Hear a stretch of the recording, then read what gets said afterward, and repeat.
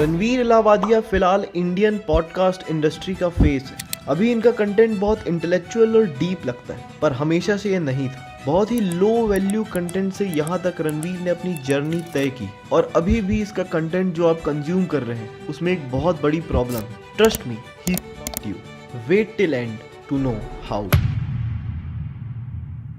रणवीर के मम्मी पापा दोनों ही बहुत सक्सेसफुल डॉक्टर्स थे, गायनेक थे। मतलब इसका फैमिली बैकग्राउंड बहुत अच्छा था, घर में पैसे वैसे बहुत बढ़िया थे। 12th क्लास में ये रेगुलर इंडियन बच्चे की तरह इंजीनियरिंग की प्रिपरेशन कर रहा था। सब कुछ ठीक ठाक चल रहा था, पर फिर उसने एक बार पी दारू और सब बदल गया। He loved the experience so much कि इंजीनियरिंग के फर्स्ट ईयर में he was full time alcoholic.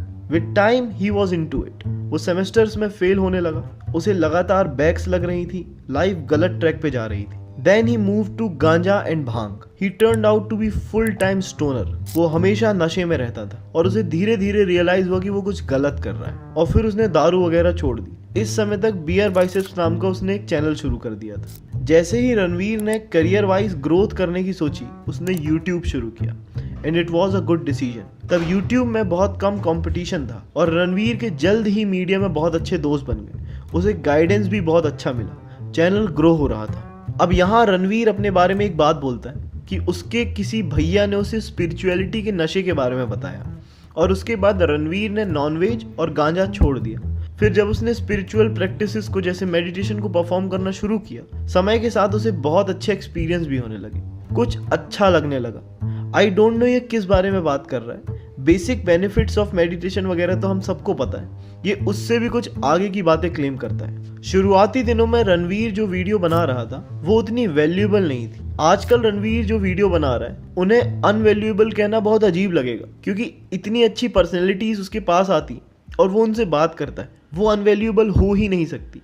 उसका पहले का कंटेंट सिर्फ फिटनेस से रिलेटेड था। इवन अपने कंटेंट का काम का पर्पस ही वो ये बताता था कि उसे इंडिया को एक फिटनेस कॉन्शियस कंट्री बनाना है। Fitness and making India a fitter and more fitness conscious country is always gonna be my life's goal. फिर उसने धीरे धीरे करके फिटनेस के साथ थोड़ी रेसिपीज वीडियो भी डालना शुरू किया, जहां वो फिटनेस से रिलेटेड ही रेसिपीज बताता था। और जब तक उसने खुद नॉनवेज नहीं छोड़ा था और स्पिरिचुअलिटी बोलना शुरू नहीं किया था, तब तक उसने नॉनवेज के फायदों के बारे में भी बहुत पब्लिकली बताया। Veg by itself, just grilled chicken, grilled fish, and even grilled red meat for that matter, by itself grilled in good fats is actually very very healthy. और बोल्ड स्टैंड्स लिए उसने बोला कि नॉनवेज को क्यों बुरा बोलना। जब उसे पता लगा कि recipes video, fitness tips video की ऑडियंस बहुत लिमिटेड है, तो उसने अपने कंटेंट को डेली टिप्स और ट्रिक्स पे ले आया। शेविंग कैसे करें, शर्ट कैसे पहने और वगैरह वगैरह।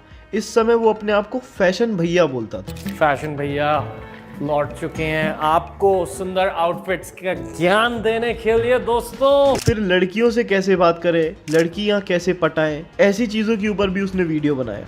और जब बात कॉन्फिडेंस तक पहुंच गई तो एक और गैप फुलफिल होने लगा, सेल्फ हेल्प वाला। और फिर मोटिवेशन भैया भी सामने आ गए। रणवीर की ऑडियंस उसके साथ ही एजुकेट होती जा रही थी और हर तरीके के कंटेंट को लेके उसके एक्सपेरिमेंट सक्सेसफुल होते जा रहे थे। इस समय तक रणवीर ने बहुत मेहनत की थी। बैकग्राउंड अच्छा था, इसका मतलब ये नहीं कि उसको सक्सेस के लिए मेहनत नहीं करनी पड़ी, बल्कि कई बार ऐसे लोगों को ज़्यादा मेहनत करनी पड़ती है to overcome their addictions and get away with their life. हफ्ते में 3-3 वीडियो डाल रहा था, वीडियोस अनकन्वेंशनल बनाता था, वाइडर ऑडियंस को टच कर रहा था। और इसी के बीच में उसने फेमसली बॉलीवुड स्टार्स के ट्रांसफॉर्मेशन के बारे में भी बात की थी। जैसे आमिर खान के दंगल ट्रांसफॉर्मेशन के बारे में उसने बोला और बताया कि मोस्ट ऑफ द एक्टर ज्यादातर स्टेरॉइड्स लेते। Every single actor, every Bollywood actor, every Hollywood actor who wants to do a shirtless scene has likely taken steroids. यहाँ से वो थोड़ा और पॉपुलर हुआ था। अब रणवीर एक यूट्यूबर था, पर his mindset till now was completely changed. अब उसको सिर्फ एक यूट्यूबर नहीं रहना था, he wanted more, he wanted to be an entrepreneur. इस समय उसने अपनी डिजिटल मीडिया कंपनी पे भी ठीक से काम करना शुरू कर दिया। रणवीर समय के साथ अपने कंटेंट को लगातार स्विच करता रहा। He is a smart guy कि उसके कंटेंट स्विच कभी फेल नहीं हुआ, it went very well. Ranveer का कंटेंट स्विच करने के पीछे 2 रीज़न हो सकते हैं। पहला रीज़न है कि सिर्फ एक निच में ऑडियंस बहुत कम है, और एक निच में काम करते करते ऑडियंस बहुत लिमिटेड रहती है, तो नंबर बढ़ाने के लिए जो कंटेंट चलने लायक लगे उसे बनाया जाए, इसलिए कंटेंट स्विच हुआ। या फिर एक और दूसरा एक्सप्लेनेटरी रीज़न हो सकता है कि आप समय के साथ चेंज होते जाते हो और आपकी ऑडियंस ग्रो होने के बाद आपका कंटेंट देखना छोड़ देती है, पर दूसरी सेम डायनेमिक्स की ऑडियंस जो उसी चीज़ को लेकर एजुकेट होना चाहती है, अब वो आपकी ऑडियंस बन जाती है। पर रणवीर जैसे जैसे खुद इवॉल्व होता जाता है वैसे वैसे वो अपने कंटेंट को भी इवॉल्व करता जाता है। इसलिए पहले जिम और फिटनेस और अब धीरे धीरे स्पिरिचुअलिटी की तरफ ग्रो हो गया। पर कंटेंट स्विच के साथ प्रॉब्लम ये थी कि पहले शुरू में रणवीर ने ऑडियंस को वैल्यू दी, अच्छी हेल्थ टिप्स दी, जेन्युइन गाइडेंस दिया, पर फिर लड़की पटाने के तरीके तक जब वो पहुंचा तो उसके चैनल की वैल्यू बहुत कम हो गई थी। हालांकि वो उस फेज से भी बाहर आया और अब कंटेंट अच्छा हो गया। एक्चुअली अगर देखा जाए तो रणवीर ने अपने चैनल में 2 ही बार ऑडियंस को वैल्यू प्रोवाइड की। पहली बार जब वो फिटनेस कंटेंट बना रहा था तब, और दूसरी बार जब वो पॉडकास्ट कर रहा है अभी तब।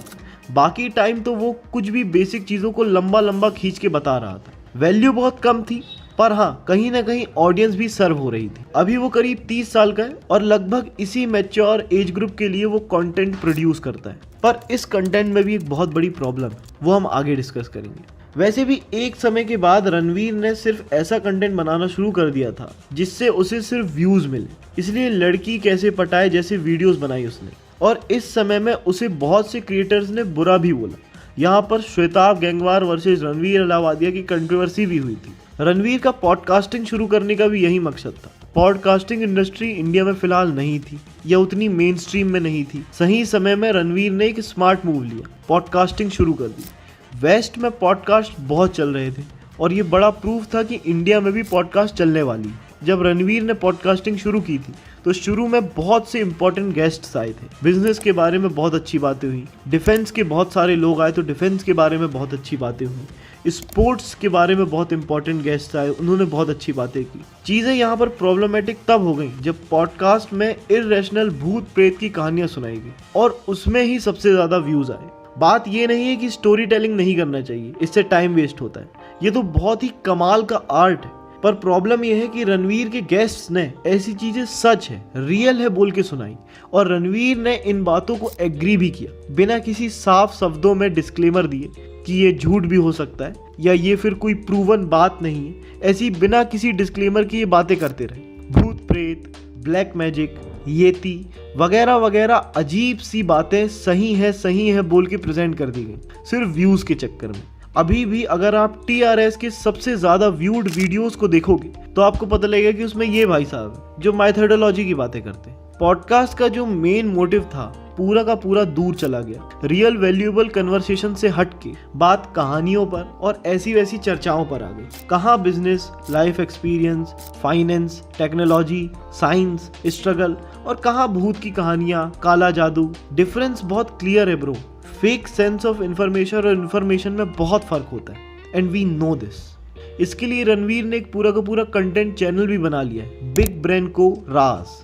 वैसे ये सोच के शुरू किया था कि चैनल को एक लर्निंग कम्युनिटी बनाना है, नेशनल जियोग्राफी, डिस्कवरी जैसे, पर अब कुछ नहीं है, बस सुपरस्टिशंस और अनप्रूवन स्टोरी सुनाता रहता है ये चैनल। किसी भी लर्निंग और रैशनल थिंकिंग, डॉक्यूमेंट्री, नॉलेज कुछ भी प्रमोट नहीं करता, बस टाइम पास करता रहता है ये चैनल भी। बेसिकली रणवीर का कंटेंट एक्सट्रीमली वैल्यूएबल बस नहीं, ये ब्लेंड है, वैल्यू के साथ टाइम पास वाला कंटेंट का ब्लेंड। और जो भी मोटो रणवीर ने अभी तक अपने चैनल का बताया है वो सब समय के साथ भूलता गया और चेंज करता गया। इसके बाद जो कसर बची थी वो भी पूरी हो गई। पॉलिटिशियंस को यूथ से बात करनी थी तो होम मिनिस्ट्री ने रणवीर के साथ एक पूरी की पूरी डील साइन की। Then came a series of podcasts with mainstream politicians. इस बात पे हम कुछ बोले उससे अच्छा है आप न्यूज लॉन्ड्री की इस पूरी बात को सुन लीजिए। Among other things, we saw several of them giving interviews to these guys with hard-hitting questions being thrown.